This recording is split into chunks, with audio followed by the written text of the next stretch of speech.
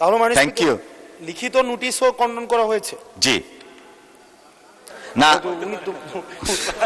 উনি তো এটা আমি প্রতিশ্রুতি দিচ্ছি যে সমস্ত ধারায় আপনাদের সংশোধনী প্রস্তাব থাকবে সেটা আপনারা যদি দিলে আমরা পরে আবার সংশোধনী আনতে পারবো এই বিলের মধ্যে। ধন্যবাদ মাননীয় মন্ত্রী। মহান সংসদে আপনি প্রতিশ্রুতি দিয়েছেন।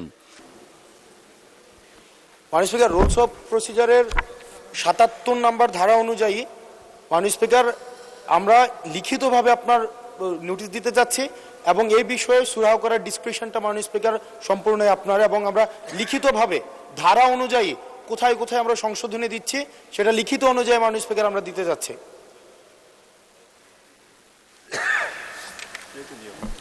মাননীয় সদস্য, আমি আমার প্রারম্ভিক বক্তব্যেই বিধি ৭৭ খণ্ডন করেছি স্পেশাল পাওয়ারসে, তো সেটা তো আগেই আমরা খণ্ডন করেছি।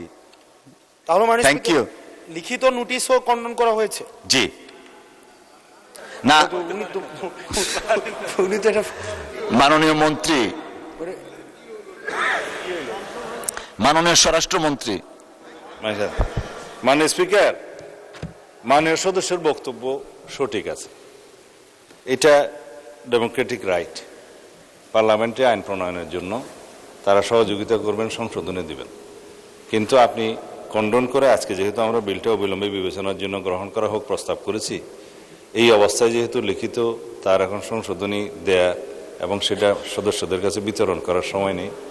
আমি প্রতিশ্রুতি দিচ্ছি যে সমস্ত ধারায় আপনাদের সংশোধনী প্রস্তাব থাকবে সেটা আপনারা যদি দিলে আমরা পরে আবার সংশোধনী আনতে পারবো এই বিলের মধ্যে। যে সমস্ত ধারায় তাদের সংশোধনী থাকবে সেই সংশোধনী দিলে আমরা পরে এই সংশোধনীগুলো ইনক্লুড করতে পারবো। ধন্যবাদ মাননীয় স্পিকার। ধন্যবাদ মাননীয় মন্ত্রী। মহান সংসদে আপনি প্রতিশ্রুতি দিয়েছেন।